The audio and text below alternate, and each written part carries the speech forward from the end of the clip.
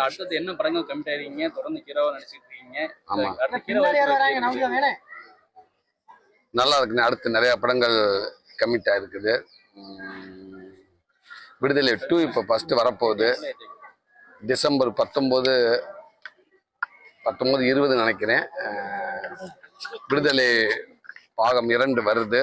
கண்டிப்பா விடுதலை 1 எப்படி அவங்க எல்லாத்துக்கும் பிடிச்சிருந்துச்சு, அதே மாதிரி விடுதலை 2 உங்க எல்லாத்துக்கும் ரொம்ப பிடிக்கும் நம்புறேன். நேற்று பாடல் வெளியாகிருக்கு, ரொம்ப வரவேற்கப்பட்டிருக்கு. இப்போ உள்ள பாடல்கள் இல்லாம எல்லாருமே 90s பாடல்கள் நினைவுபடுத்துற மாதிரி வச்சிருக்காங்க. இளையராஜாவோட இசை என்ன படத்துல எப்படி? ரொம்ப ரொம்ப நல்லா இருக்குங்க. நீங்க எல்லாம் பாட்டு கேட்டிருப்பீங்கன்னு நினைக்கிறேன். ஆமா, ஐயா இளையராஜா ஐயா உலகத்தின் தலை சிறந்த மனிதர்கள்ல கண்டிப்பா ஐயா இளையராஜா அவரால் அதை தவிர்க்க முடியாது. இன்னைக்கு 82 வயசு 83 வயசுலயும் ஒரு மனிதர் காலையில எந்திரிச்சு 4 மணிக்கு எந்திரிச்சு தொழில் பக்தியோட உட்காந்து தியானம் பண்ணி பாடல்கள் எழுதி, இந்த வயசுல பாடல்கள் எழுதி மியூசிக் போட்டு பாடி இருக்காருன்னா உண்மைக்கு அவர் இருக்கிற சினிமாவில், அவர் ஒர்க் பண்ணிட்டு இருக்க சினிமாவில் நானும் ஒரு நடிகனா இருக்குங்கிறது மிகப்பெரிய பாக்கியமா நினைக்கிறேன். உண்மைக்கு இன்னைக்கு அவர் இருக்க இந்த காலகட்டத்தில் நம்மளால இருக்குது ஒரு பெரிய பாக்கியமா நினைக்கிறேன். இன்னும் அவர் இந்த இயற்கையும் இந்த இறைவன் ஐயா இளையராஜா ஐயா அவர்களுக்கு உடல் ஆரோக்கியத்தையும் நீண்ட ஆயுஷை கொடுத்து அவர் இன்னும் நம்மளுக்கு பல படங்கள் மியூசிக்கும் பல படங்கள் வரிகளும் அவர் கொடுத்துட்டே நான் வேண்டிக்கிறேன் இந்த முருகன்கிட்ட. இன்னைக்கு மியூசிக் வந்து எழுத்து வடிவில் எழுதக்கூடிய ஒரே இசையமைப்பாளர் வந்து இளையராஜா தான் அப்படின்னு ஒரு வந்துகிட்டு இருக்கு. அந்த எந்த அளவுக்கு அதை வந்து உண்மை, அவருடைய எழுத்துல வந்து நீங்க ஒரு மியூசிக்கா நம்ம கடந்து போயிட முடியாது. எவ்வளவோ பாட்டுகள் வரும், பாட்டை கேட்டு அப்படியே போயிடுற. ஆனா இன்னைக்கு ஒரு எளிய சாமானியன், ஒரு ரசிகனும் கூட அவருடைய ஒரு சாதாரண சாமானியன் கூட அவருடைய பாடல வரிகளை கேட்டால் திருப்பி பாடிக்கிட்டே இருக்க தோணும். ஒரு பாட்டை மட்டும் இல்லாமல் நம்ம பல ஒரு வாழ்க்கை இருக்கு, அதுல ஒரு அற்புதமான ஒரு வாழ்வியலை கொடுக்கக்கூடிய ஒரு மியூசிக் டைரக்டர் தான் இளையராஜா ஐயா அவர்கள். புக்கு தான் உண்மை, காலத்துக்கு நம்ம படிச்சுக்கிட்டே இருக்க வேண்டிய ஒரு புக்கு தான் அது. இளையராஜாண்டு ஒரு அவ்வளவு அந்த உருவத்துக்கு அந்த உயர இருக்கிற அளவுக்கு ஒரு புக்கு தான் அது. அடுத்தது என்ன படங்கள், எத்தனை படங்கள் நிச்சயமா மேலும் நகைச்சுவை நடிகராக நினைக்கிறீங்களா? வாய்ப்பு இருக்குது. கதாநாயகனும் நல்லா போயிட்டு இருக்குது.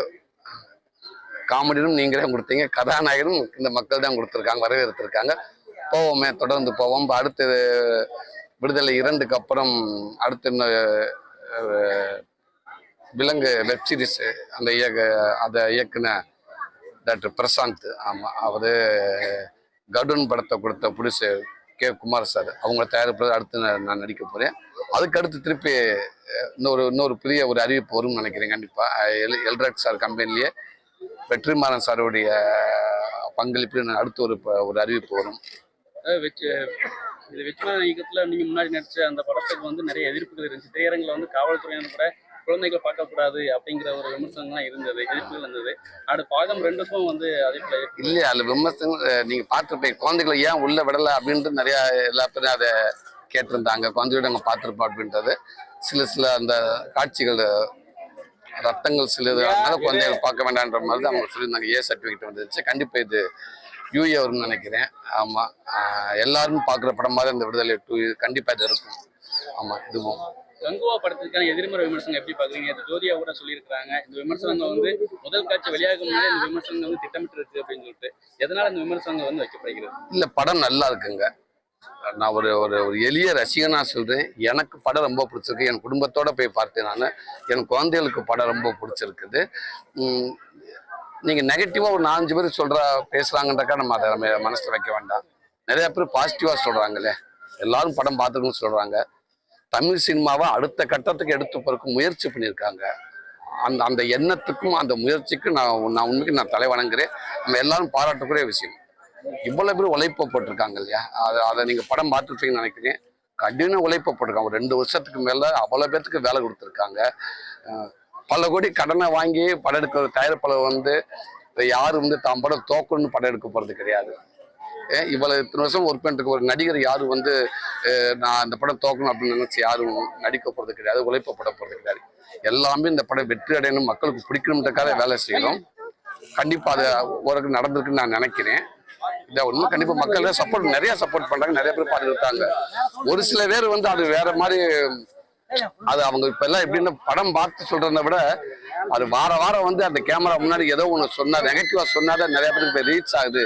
அதுக்காகவே வந்து படம் பார்த்துட்டு அதுக்காகவே சில பேர் பேசுறாங்க. அப்படி ஓகே, அது அவங்க தனிப்பட்டதா இருக்கலாம். கண்டிப்பா படம் எல்லாத்துக்கும் பிடிக்கும். இல்ல தனுஷ் நயன்தாரா மேட்டர் தெரியல, அது எனக்கு தெரியல. தனுஷுக்கும் நயன்தாராவுக்கும் இப்போ வந்து ஒரு இடைப்பட்ட ஒரு 10 கோடி ரூபாய் கேட்கறதுல ஒரு பிரச்சனை போயிட்டு தெரியலங்க, அதை நான் கவனிக்கல.